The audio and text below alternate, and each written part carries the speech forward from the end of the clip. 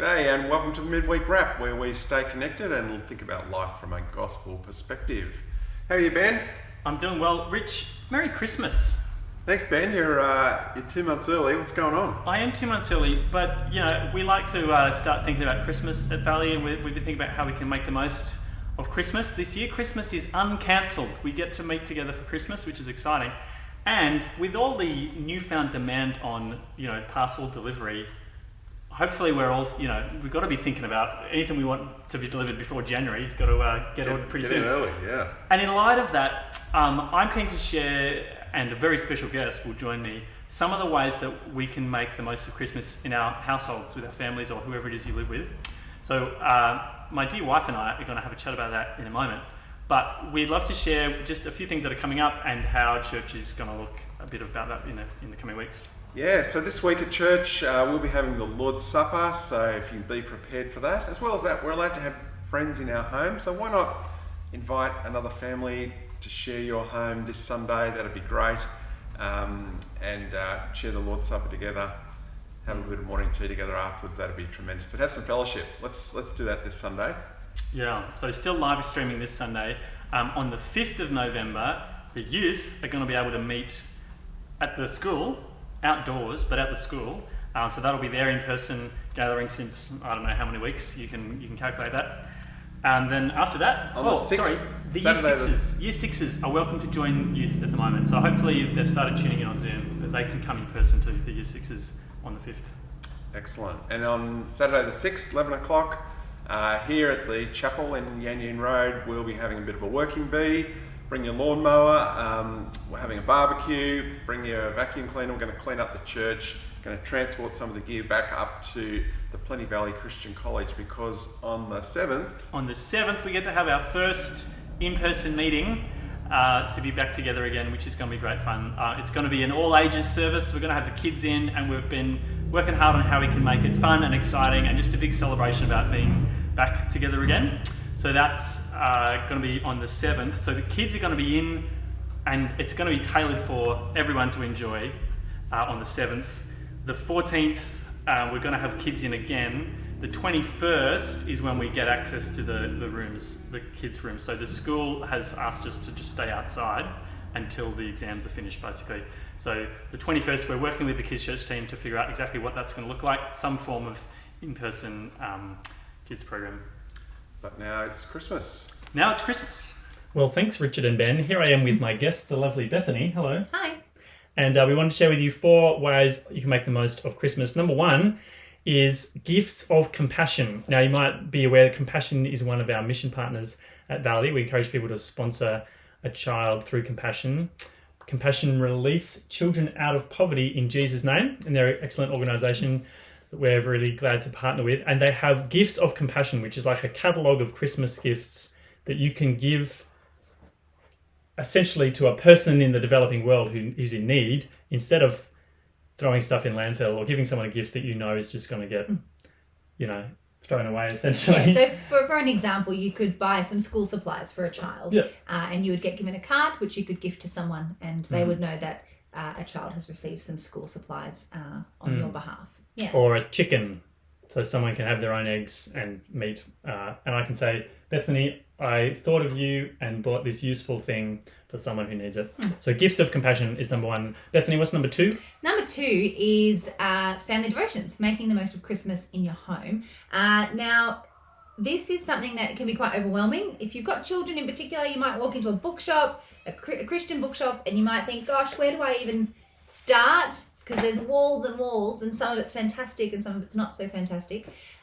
So we're certainly not experts at this, but we thought we would share a few things that we have tried, that we've found helpful, that we've found not so helpful. One of those things we've tried is just making sure we are reading the Bible with our children every day.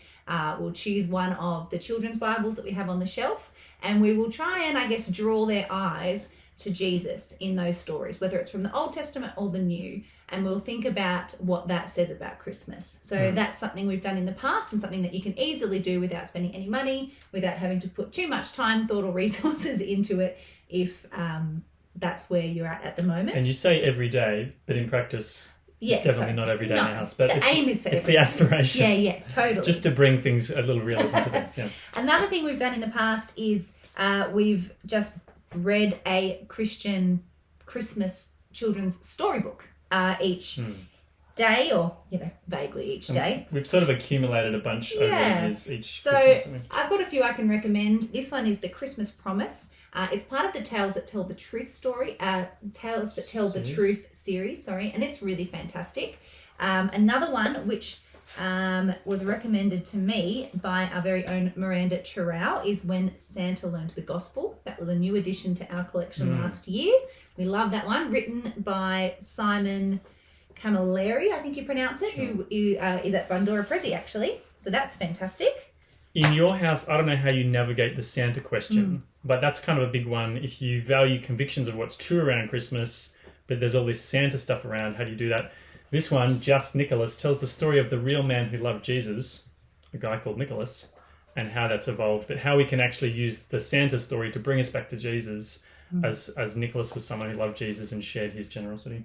Now, this is one of my all-time favourites. It's called Song of the Stars, A Christmas Story. It's by Sally Lloyd Jones. She's the same author of the Jesus Storybook Bible, and it is beautifully illustrated, and it ends with this lovely picture of a baby, and it says, "The King of Heaven sleeping under the stars he made." And that just blows my mind every time I read it, and my children love it.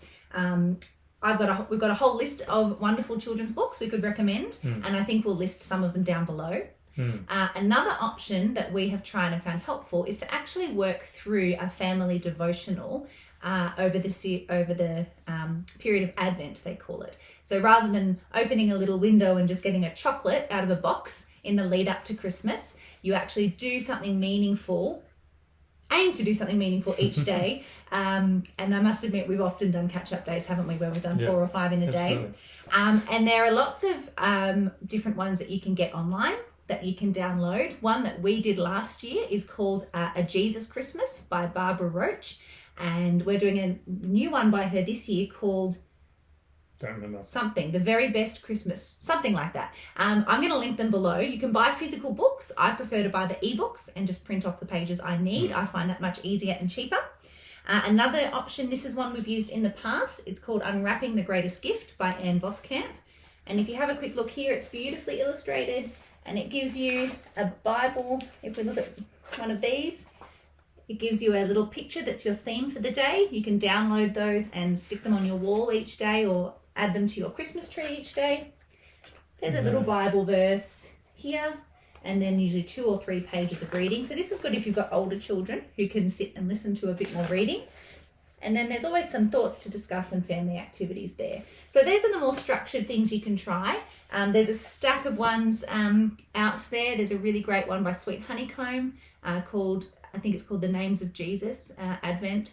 There's a whole bunch ranging from pages and pages of reading a day to 1 verse, 1 thought, 1 prayer.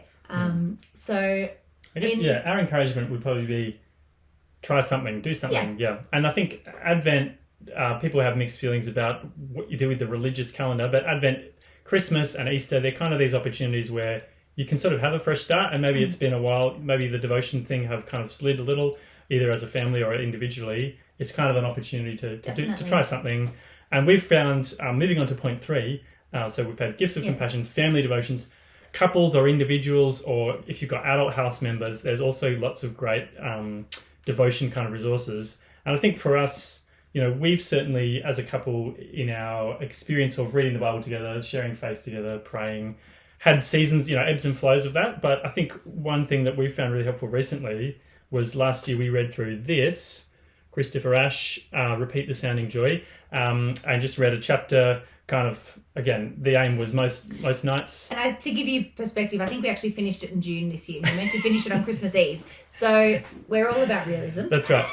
But it gives you something. It gives you some words from a hymn. It gives you a reflection on, in this case, it was Luke 1 and 2 that he works through over the whole book. And it gives you a prayer. And so there's really not all that much you have to do. And you can then, have more discussion and prayer and stuff afterwards. But this year we're going to be working through the One True Light, Daily Readings for Advent from the Gospel of John. It's by Tim Chester. He has a stack of these. There's some from Philippians, some from Luke. There's one that goes through the whole Bible. It's quite thin, quite manageable. and it's just a few pages each day. There's a whole stack of these that are really, really fabulous, and we'll link some more of those options in the description box if you're interested. So that's number 3, gifts of compassion, family devotions, couple or adult kind of household devotions. Sharing Jesus is number 4. So invitations, what are things we could invite people to? Yeah, so we could invite people to carols if we're lucky enough for that to go ahead. We could invite people to come to church on Christmas morning with us. We could also just invite people that we know, family, friends, to come and share in our family time in our home. We have had a lot of joy in the past from having our children's friends with us for dinner after a play date, and they won't be Christian families, and we get to share the gospel with those children in our home just as part of our usual sort of dinner time devotion, and that's really special. If you're doing a Christmas thing, I mean, there's just Christmas is in the air, isn't it, this time of year? Well, not this time of year, but the reason we're doing this in October is because if you want something, you're going to have to order it now. But Christmas is in the air in December, November, and so there's opportunities for just conversations to be happening. So I guess being encouragement to be prayerful and to be intentional and thoughtful about who you could be looking for opportunities to share, either having in your house or having along to church things, or just the conversations along the way. Gifts and compassion, family devotions, couples or adult individual household devotions, and opportunities to share in Jesus through invitations or conversations. Back to the chapel. Thanks, Ben and Bethany. Great to hear, get us thinking a bit about Christmas. Just a reminder again, this Sunday we will be having the Lord's Supper. This Sunday we'll be able to share our home, so invite another family or two into your home to watch church and be part of the Lord's Supper and have morning tea together. Followed by the 5th, youth in person at the school. The 6th is Working Bee here at the chapel. The 7th, in person at the school for a celebratory all ages shebang to be back together celebrating the gospel and glorifying Jesus. Should be good. That's a wrap.